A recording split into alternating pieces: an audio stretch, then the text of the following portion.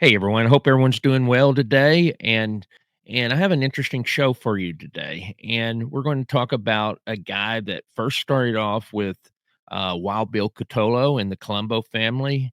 He made his rounds as an associate with the Colombo family and gotten involved in some pretty interesting situations involving a couple of pizza restaurants. The guy ended up spending time in prison. He never ratted, never did anything but be a stand-up guy. And after getting out of prison, it's alleged that the guy transferred over to the Genovese family and is allegedly a Genovese soldier, if we're to go with what Jerry Capisi said a couple of years ago. Also, this guy, there was rumors about his heritage. There's people that said that he's African American, and we're going to address that. There's actually, when the guy was supposedly made back in 2024, there were some shows that said that Cosa Nostra's made their first African American guy, but a lot of that's not true. A lot of mistakes when people said that. So we're going to correct the record and also uh, give you kind of a deep dive on this guy. Actually, a very interesting modern day type gangster. And so, without further delay, on to our feature presentation. And so, do me a favor before we get started. If you could hit the like button and also consider subscribing to Real Mob Stories with James Proctor. So, if you don't know by now, we're talking about Dominick, Black Dom Dionisio.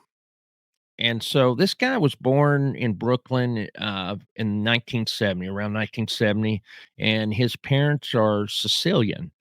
And and so a lot of especially you got to understand with Sicilians, many of them are dark complexion and I know that a lot of people thought, "Oh, Black Dom's got some sort of African American blood in him, or maybe his mom's African American." But from what we can find out, he's 100% Sicilian, and so his nickname just is because of his dark complexion. So anyway, we don't know too much about his childhood, except he was in Brooklyn, but by the by his early 20s, this be in the early 1990s, he'd gravitate into the orbit of the Colombo family, and he was part of the crew that Wild Bill Cutolo had.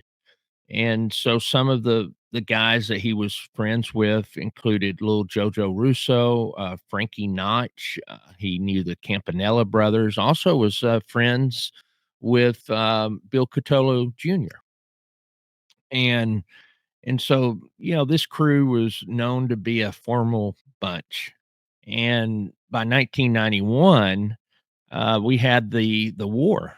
We had the Third Colombo War that was between the Vic Orena faction, Vic Orena, obviously the acting boss, and the Persico faction, which was led by the boss Carmine Persico, who had been put in jail pretty much for life back in the commission trial in the mid '80s.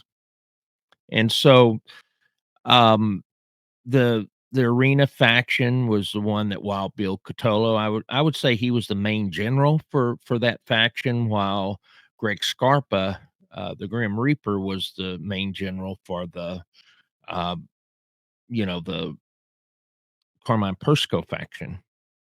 And so we know that Black Dom was very active in the Colombo War. They said that he and his crew members prepared for battle like it was a paramilitary unit.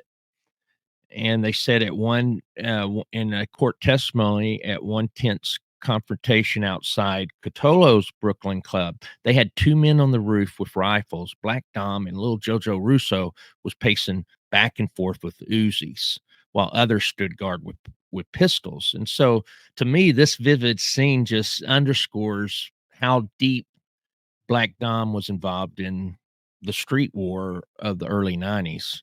They say that during the war that Dionisio allegedly took part in at least one rub out attempt against rival Colombo mobsters from the Persico faction. He's accused of opening fire in broad daylight on a crowded New York street. And they said that in this ambush, they wounded a rival Colombo guy, but injured some innocent bystanders. And during this war, it continued to 1993, and they said that 12 people would die before the conflict ended. And Black Dom was able to obviously avoid death. He didn't get injured, and he remained loyal to Wild Bill Cutolo. And even though the Orena faction ultimately lost the war, with Vic Orena going to prison and Persico's faction prevailing, mostly because of the Grim Reaper's FBI connections. Black Dom was really just getting started. So after the Colombo War, he started expanding his criminal repertoire. He started off as more of a stick up guy. He was involved in a string of violent robberies.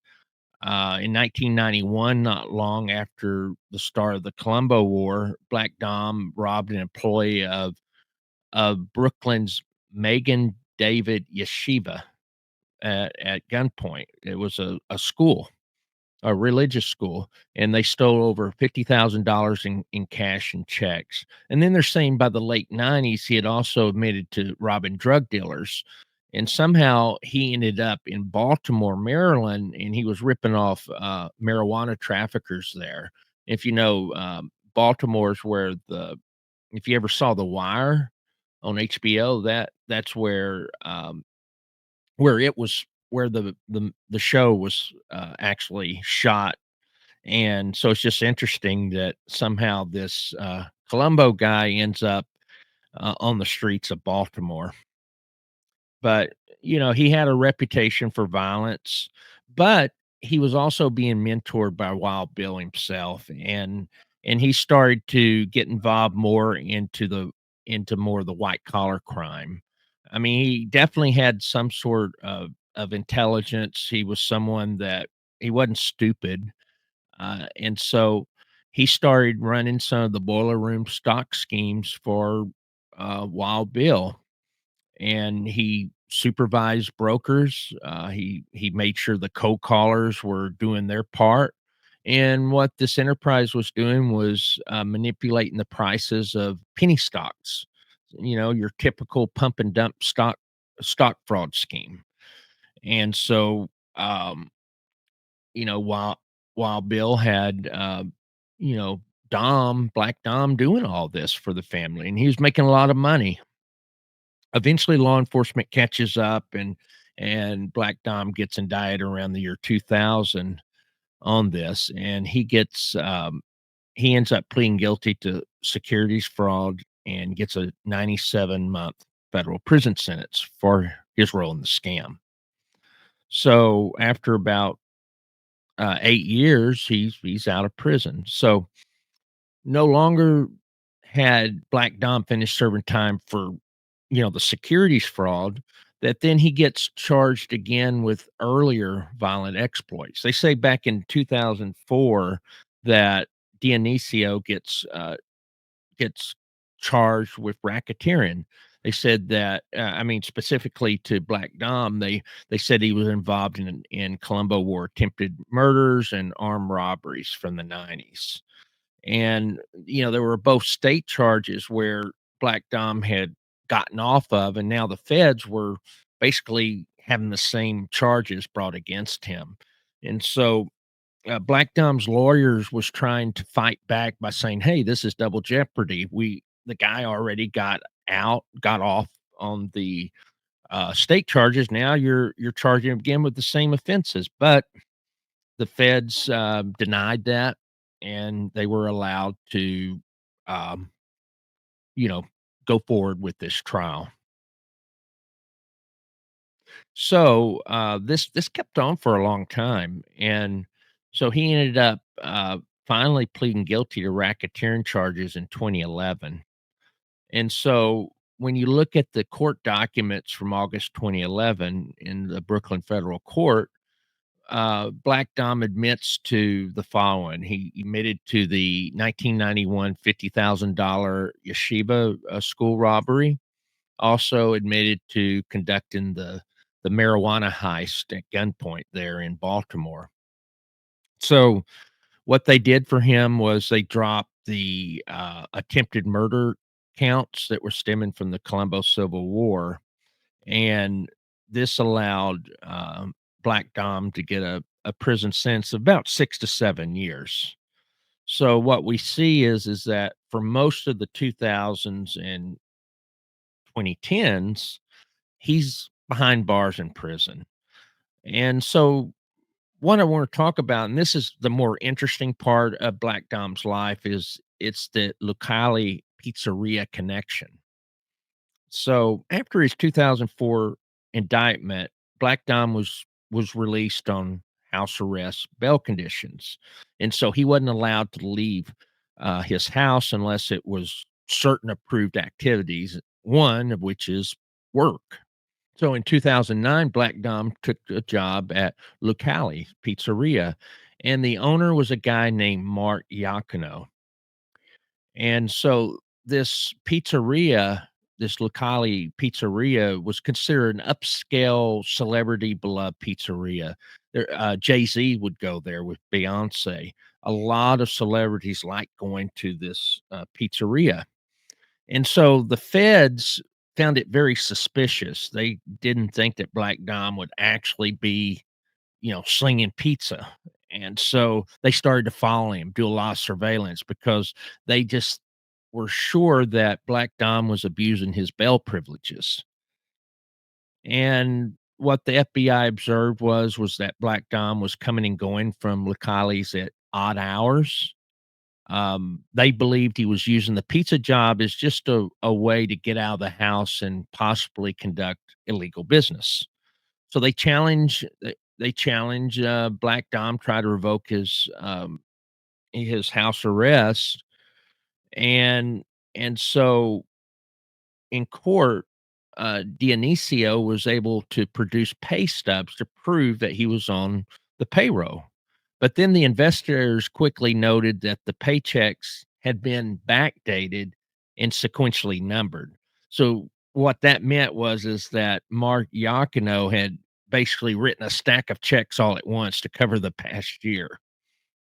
And this was reported in the New York Daily News, and so this kind of implied that Iacono was somehow affiliated with the Colombo family. But even with all of this going on, the judge allowed Black Dom to continue working at Lucali's pending trial. But then you have a situation that really was wild in April 2011. Uh, that spring, Lucali's owner, Mark Iacono, ended up getting slashed and stabbed in a wild knife fight. And he happened to get in a fight with a Genovese family associate named Benny Geritano. And Benny Geritano, I think a lot of people know, he had he's related to other Geritanos, but the thing about Benny is that he's definitely a wild guy. He's a guy that's unhinged, got a bad temper, and I believe he's still in prison. I know that we had Convict Inc. that would talk to him and try to have him on some of his lives from prison a couple of years ago. But somehow Rob Rosso and Geritano knew each other. But anyway, Geritano got in a knife fight with Yacano, and they basically injure each other. Yacano got stab wounds, and they said Geritano was also injured. And the police initially thought it was some sort of mob related extortion attempt or some dispute over the restaurant. But, um, one theory was that Geritano was trying to shake down Yacano for a piece of the pizzeria. Of course, that wouldn't be unheard of, but that's not what happened. So what was the real reason then for the knife fight? Well, some sources say that was over a woman. You know, there was some sort of love triangle that involved Mark, Geritano, and a woman. But then Geritano himself told police it was over a debt, but it wasn't mafia business. But whatever the cause, this incident shined a spotlight on the underworld connections of that pizzeria. One of the interesting things that emerged out of all this that Lucali's had a secret partner, and it was a Genovese guy named Johnny Hollywood Brescio. The guy, a reputed Genovese family captain, and also he owned another pizzeria that was infamous called Lombardi's. So it was around this time that Black Dom started becoming mentored and close to Johnny Hollywood. You got to understand that the Colombo family, by that time, if you're looking at how they were in 2011, they were in disarray. They, you know, the leadership kept on changing. You even had the guy that we talked about that was, Ralph Dalio, that was from Boston, that was running the family for a while. So, it was a very old family. All of the people that Black Dom was around was pretty much either in jail or gone. So he started working with Johnny Hollywood and got on record with Johnny Hollywood. Apparently, the Colombos were fine with that. And the main reason that he went over to the Genovese family is there's much more opportunity for Black Dom, but also Black Dom had proven himself. I mean, the Genovese really are more selective on who they pick up and bring in than any of the other families. And Black Dom really had what they were looking for. One, he wasn't afraid to get his hands dirty. But two, he had intelligence. He was able to make money, and that was probably the most important thing. And three, he went to jail for a long time, never ratted, never ran his mouth. So he really met the criteria of what they would want as a gangster. So if we're to believe everything that Jerry Capisi said, in 2024, Black Dom was inducted as a soldier in the Genovese crime family, and also we're told that the sponsor for him was John Brescio, Johnny Hollywood himself, and that Black Dom is part of Johnny Hollywood's Manhattan crew. So that's all I have for you today. Let me know what you think about Black Dom. Did you think that he was actually African American? And what do you think of his journey from being in Wild Bill Cutolo's crew to getting involved in these pizzerias and meeting Johnny Hollywood Brescio and eventually becoming a made guy with the Genovese family? Definitely an interesting story, and would love to hear your comments. So until next time, take care, stay safe, and God bless you always.